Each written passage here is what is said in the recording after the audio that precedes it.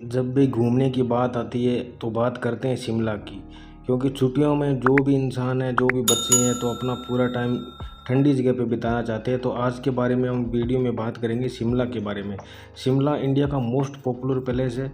शिमला के बारे में मैं पूरी जानकारी दूंगा। शिमला कब जाना चाहिए, किस टाइम शिमला में सही रहेगा, विंटर सीजन में कितनी ठंड होती है, स्नोफॉल कहाँ देखने को मिलेगी, तो वहाँ ट्रेवलिंग टाइम के अंदर जो हसीन वादियाँ आएगी उसके बारे में बताऊंगा। कुफरी के बारे में आपको बताऊंगा। वीडियो में टॉय ट्रेन के बारे में बताऊंगा। जाखू टेम्पल के बारे में मैं आपको बताऊंगा। माल रोड के बारे में आपको बताऊंगा। उसके बाद चलिए लेट्स को स्टार्ट करते हैं। शिमला हिमाचल प्रदेश। तो शिमला हिमाचल प्रदेश की शीतकालीन राजधानी है।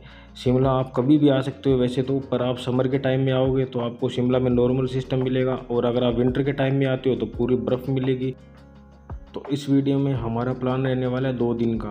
तो 2 दिन में मैं आपको बताऊंगा रहना कहाँ होगा, खाना कहाँ होगा, होटल कहाँ लेंगे, अपने खर्चा कितना आने वाला है पूरा ट्रेवलिंग टाइम में। घूमने की जगह शिमला में कुफरी जा सकते हैं, माल रोड घूम सकते हैं, जाखू टेम्पल घूम सकते हैं आप।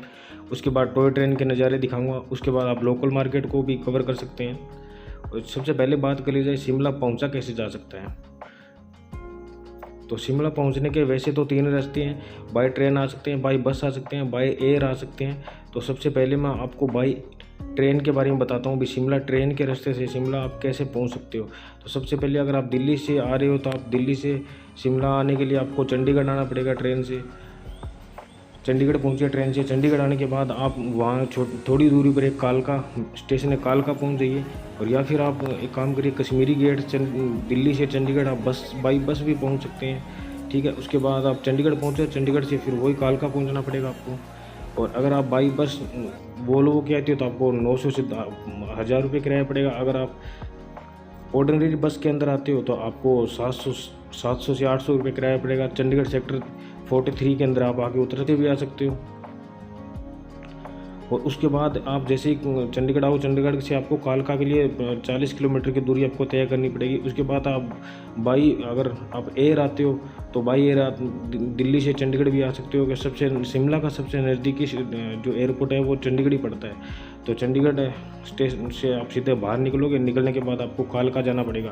कालका से फिर आपको वहाँ से कालका जैसे ही आप पहुँच जाओगे तो बात कर लीजिए कालका से आप शिमला कैसे पहुँच सकते हो। आप टॉय ट्रेन के माध्यम से शिमला पहुँच सकते हो कालका से, क्योंकि कालका से शिमला के बीच की जो दूरी है वो 94 किलोमीटर है। तो वहाँ टॉय ट्रेन चलती है, तो टॉय ट्रेन के आप नज़ारे ले सकते हो। काफ़ी हसीन ये सफ़र आपका रहने वाला है, क्योंकि टॉय ट्रेन है वो आपको काफ़ी नज़ारा देगी घूमने में फिरने में। और टॉय ट्रेन पहाड़ों के ऊपर चलती है तो आपको पूरी हसीन वादियाँ बर्फीले पहाड़ों को कवर करती हुई बीच में से चीरती हुई टॉय ट्रेन जाती है। उसके बाद चलिए आप शिमला सीधे टॉय ट्रेन से उतर जाओगे। शाम को 4 बजे के आसपास शिमला पहुंच जाते हो तो आप लोकल पहले साइट्स को विजिट कर सकते हो शिमला में। उसके बाद आप कोई मॉल रोड के आसपास बढ़िया सी लोकेशन के अंदर आप एक होटल ले लीजिए। अगर आप फैमिली के साथ आ रहे हैं तो आप बढ़िया स्वीट रूम जैसा होटल लीजिए जिसमें आपकी फैमिली भी कंफर्टेबल रहेगी, आप भी कंफर्टेबल रहेंगे।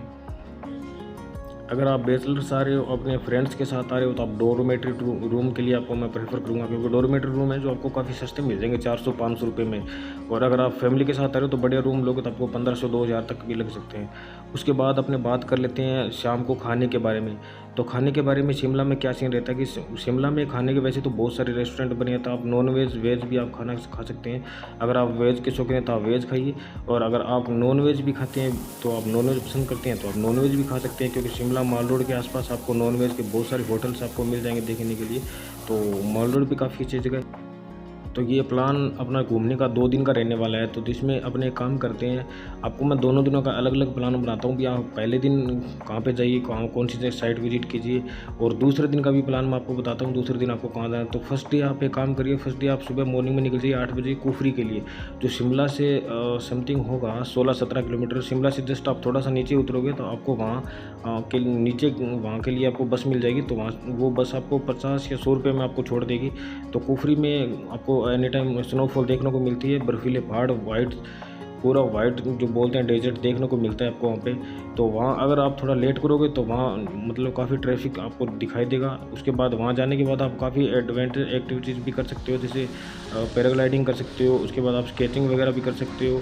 और जाखू टेम्पल अगर आपको जाना हो वहाँ से ना, तो आप कुफरी से भी जो आपको दिख रही है वो लाइनें, वहाँ से आप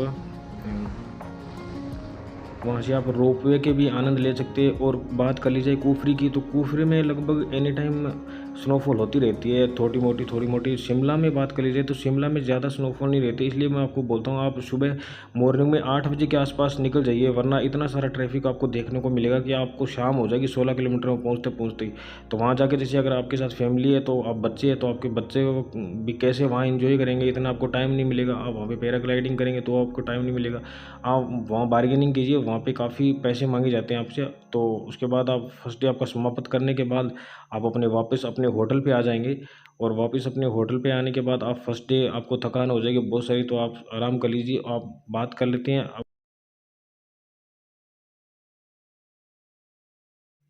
तो बात करते हैं सेकंड डे की। तो सेकंड डे आप एक काम करिए, जल्दी नहा धो के खाना वानी खा के अपना, और आप शाम को 4 बजे तक फ्री हो जाओगे। तो सेकंड डे आप मॉर्निंग में जाखू टेम्पल चली जाइए। शिमला जो मेन व्यू पॉइंट है शिमला का, वहाँ की लोकल साइट कवर करके आप जाखू टेम्पल चली जाइए। जाखू टेम्पल में काफ़ी स्नोफॉल होती है, क्योंकि काफ़ी ऊंचाई पे बना हुआ है जाखू टेम्पल। वहाँ पे जाखू टेम्पल में क्या है कि हनुमान जी की मूर्ति लगी हुई है, हनुमान जी का मंदिर है। तो वहाँ काफ़ी बंदर वगैरह भी है, तो आप काफ़ी सेफ्टी से चले जाइए। और वो काफ़ी ऊंचा है, वहाँ से आपको पूरा शिमला का व्यू दिखेगा, शिमला पूरा आपको कवर होगा वहाँ से। तो आप जाखू टेम्पल चले जाइए। उसके बाद मैं आगे की साइड आपको बता, जाखू टेम्पल से आने के बाद आप वहाँ के माल रोड को कवर कर सकते हैं। माल रोड भी काफ़ी अच्छी जगह है देखने वाली। माल रोड में आप क्या कर सकते हो, आप शॉपिंग कर सकते हो माल रोड पे। वहाँ पे भी काफ़ी अच्छी चहल पहल रहती है। अगर विंटर के टाइम में आप आते हो, तो वहाँ पे आपको अच्छी वुलन के कपड़े, वैसे तो पूरे सीज़न में ही वुलन के कपड़े ही मिलते हैं वहाँ पे, क्योंकि शिमला वैसे ही ठंडा पहले से। तो शिमला में काफ़ी ठंड रहती है। माल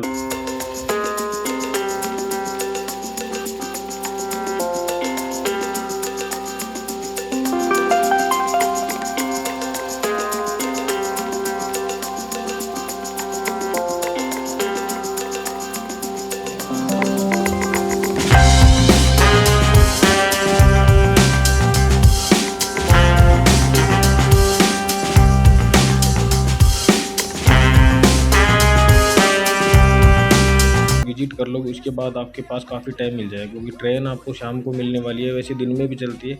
तो उसके बाद ही हमने तो बहुत सारी मस्ती की, तो हम आपको एक बार पूरा वीडियो दिखाता हूँ हमने क्या क्या मस्ती की थी।